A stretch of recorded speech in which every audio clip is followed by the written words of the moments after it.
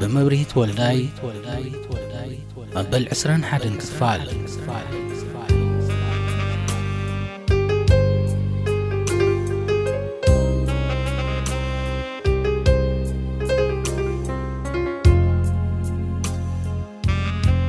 بقنياتو قطع تبل بمنبرة نقوهي أكبقوها رايدلين سناي أي تعرق مو شويتي نتي كابع انت زفس السنبرة نبعات بقدو درز الله انت معدات خوري سق انت بلا تنصر الناغونت انتي كم زقبرج انغو نبعات حبيسو أب كنافرة مسعمة أي تقومتن زي كم كال أوانجن عصفيتها بمسعم أي ملستلون كابتا زنبرة تايتن كاسقاستن مارمو يسعم كم زنبرة عن الدابلت كنافرو كاب كنافرة مسرحقو أغالبها نابو قبرات أنصرصيره زوسنكو يكون أقول جنزب سلازح حسكي دما ولا توب صراحة كابتي جمري ورحقوا زي قبر كتشويتي كابي كم زنتصاخو نابزر زركاتي ديلني حج هيوتي كو بسقاي تنفاسينا جيزي نوح مبر ببحر مخاري زي ترفني حنقولي العلومي كالي جيزي زدالي مثلنا كابزن لعلى صغي كتصاوري كيلني بحر خسقر زي تتصحف اللي انتقينو تاي قدي سنة بحزن سوحات موتي زي ترفن تقينو تمسقن موتي أخليلون تاي قبر ناولكو جنكتي كنا واحدة ليني أنا سلسلالكو نعقان عنا يبلكاني كذا تعرفن لقن كي تفت وسيني كابعينتو أمتا أكي أليه تزاربتو سناي زملس اللاس لزين ورو عينا كم متأمات حليفو أي تزاربان ناي تمسغنكو نقول لنا تسمعنا جن كاب حسن كتهدم الكا نبزي توصل سلمي تأتنيقا شويتا هو قمتي توصلي هدئ بمبال نعلم كتسعريها فتني أبتا هيوتي أتيقا تسمعنا الزلوك سابزي تسمعك كتسمعك قليلي وحلولات كالات كاقن متسنا نعقونا نيكلاني كم تزبل كيو كله فقد أملاق تقينو سلامتاي تفرح اتسقون مقانو زي ترفون تقينو أبز قزي زي خون يزبل زلوخ زي ترفو كاقا شاهات ويقاسع مقوى تواهيلو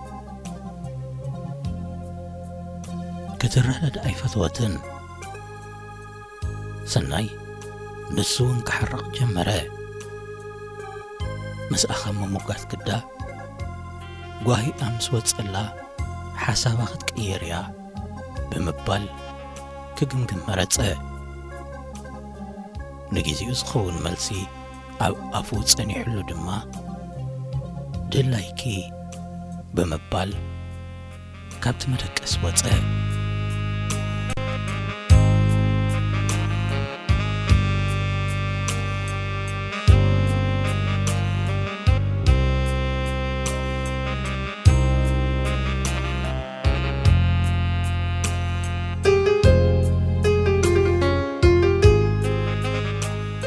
تلفون كتسوى عنقلا أقدوا ينكتكت نبرا بوشت أزي تسمى معتولو نقر مست تقبر زقات ما سمعيتيو كومس قبرا موبايل أبجبو أب مئتاو نبتا مبزحتو اوان تسمو إلا تتصن حراكو باب مقاد أبرخا سبرات نس نفساكو مخد قبر كم زي كونت كم زي محلت حجو علم ابتغى كسانة هايهابان زنبرت تخونتات قدا كتقورون اتدليو عم معلبيون خبت صيح ዝኾነ ዓይነት መስዋዕቲ ክትፍጽም ዘገድድ እዩ ዝነበረ። እንታይ ዝገብር ዘለኹ? በይና ምስ ኮነት ክትሓስብ ጀመረት። ነታ ጸቒጣ ክተጥፍኣ ትደሊ ኣብ ውሽጣ ትርከብ ተቓዋሚት ድምፂ ሽዑ ግን ክትሰምዓ ተገደደት።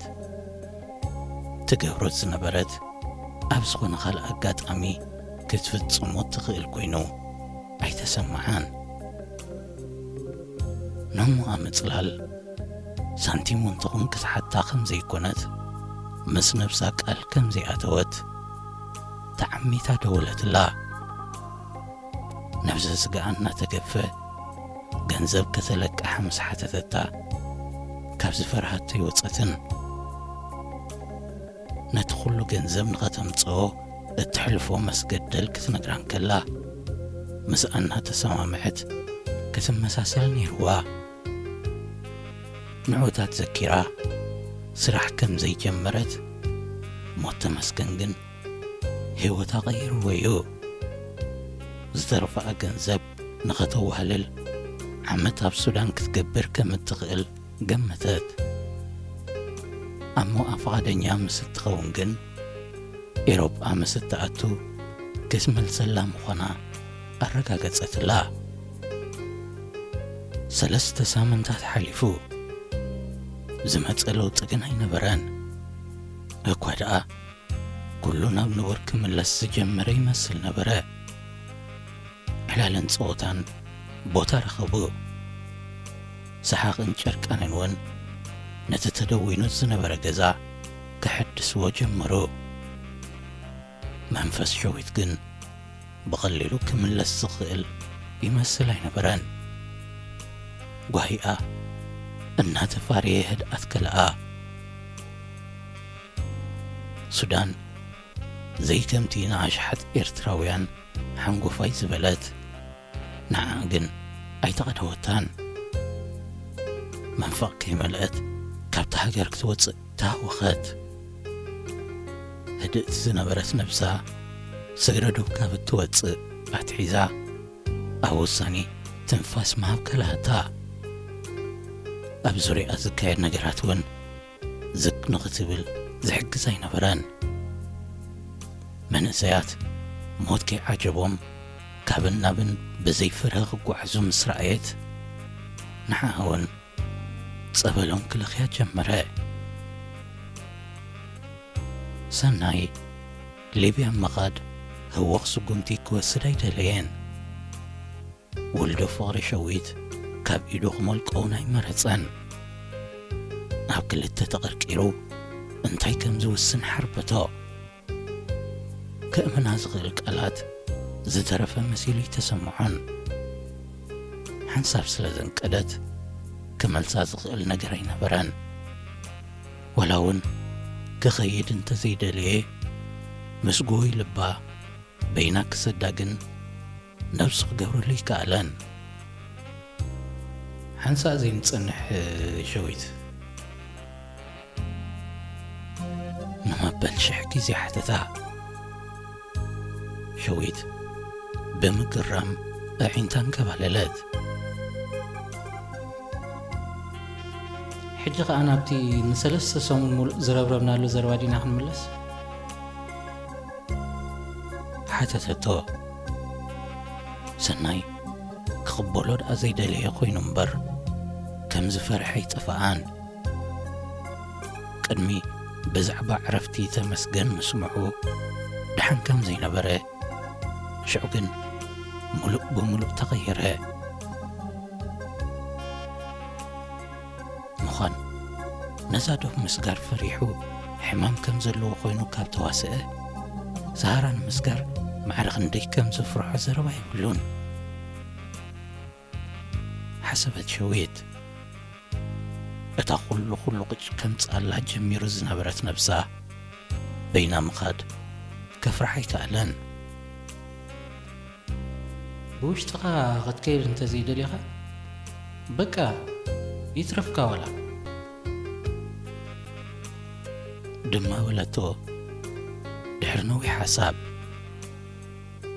ሰናይ በአግርሞት ቀው ኢሉ ካብ ምጥማት ሓሊፉ ኣይተዛረበን።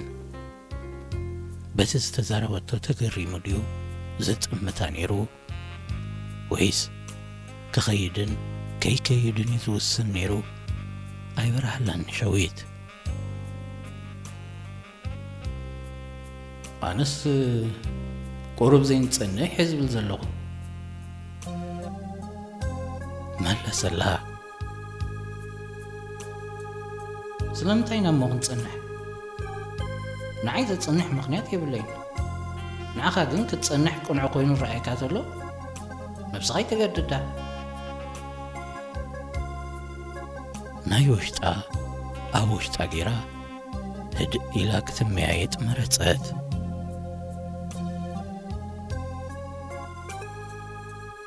ተመስገን ባህታታ ኸይዱ እንታይ ጽቡቕ ዶ ረኺቡ እዩ። በጃ ኸይለካ ንተመስገን ከም ኣብነት ኣይትጥቀሶ። ተዛሪበ ኢልካ ዲኻ? ኩሉ ሰብ ከዓ ሕጪ እዩ ዘልዕል። ብልቢ ተሰማዓ።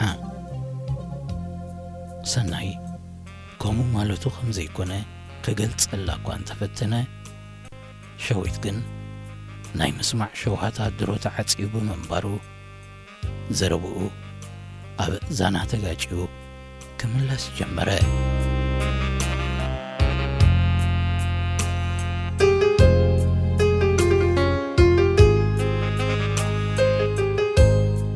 ፊዮሪ ምስቲ ብመገዲ ፌስቡክ ካብ እትላለዮ ዓመት ቀሪቡ ዝነበረ መንእሰይ ኣብ ዕላል ኣትያ ስለ ዝነበረት ሸዊት ናብታ እንዳ ኢንተርነት ክትኣቱን ከላ ኣየቕለበትላን። ኣብ መንኮባ ጠፍ ምስ በለታ ድማ በርደግ በለት እሞ ክመስታ ለጊሳ ናብ መጽሓፋ ተመልሰት። እንታይ ኣሎ ምዕባለታት? ሓተተት ኣደህቡኣ ፍርቂ ፍርቂ ተመቓቒሉና ኣለወ።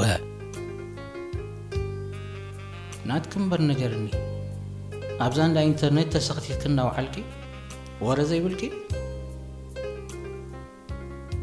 መለሰት ሸዊት። ፊዮሪ ቅድሚ ምምላሳ ፍሽኽ በለት። መወዳእቱ ዳርኤና እምበር ክንመጽእ ኢና ስብሉ ኣለዉ በለታ ብኽምስታ ተወሊዓ። ስግረዶ ብድሕሪ መኸዳ ልባ ኸፊታ ትዛረቦ ዝነበረት ወዲ ንሱ እዩ።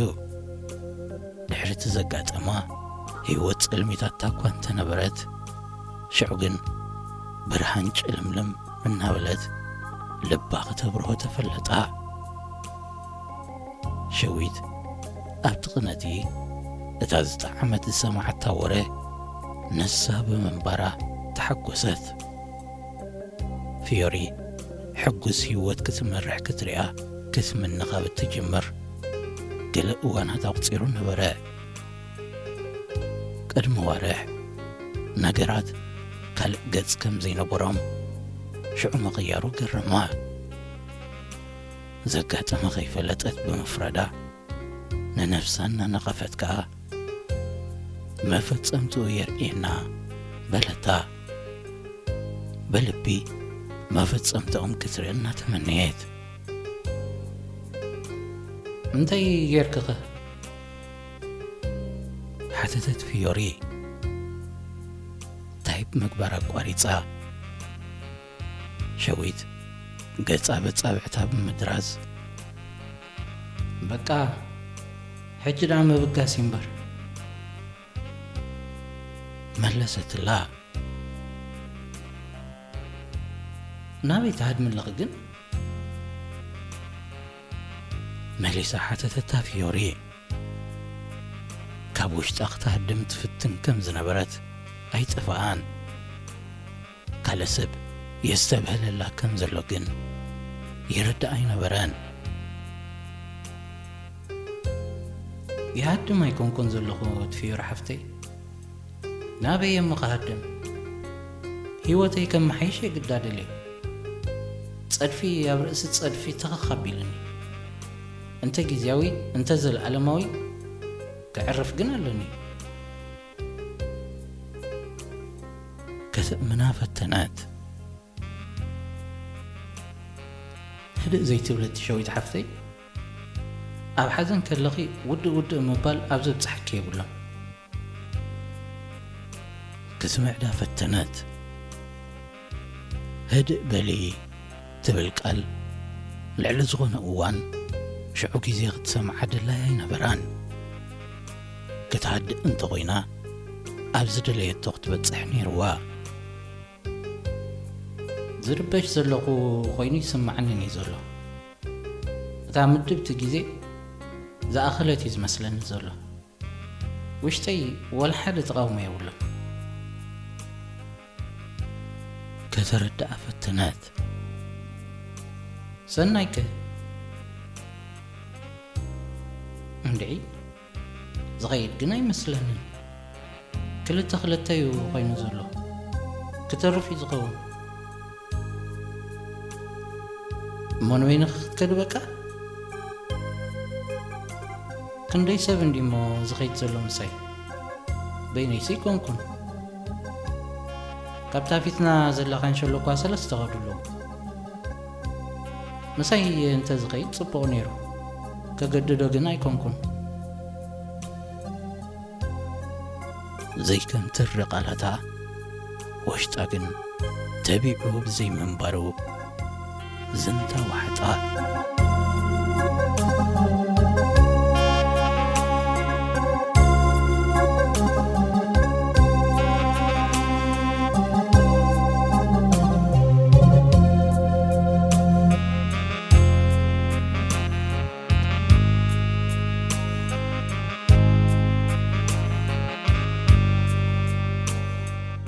ببرهان تخويلا زوحلت قرحي مسك وقبتا نسماي قرم عدي لنا ونبرا كبالع زوحل هارور مسمخوال صحي لزب كبل جمرا تقمات وخارتمون نتهدئت مشيت نخص مغرو أو أفدق بيت شاهدات بمخوان يهواقع نبرو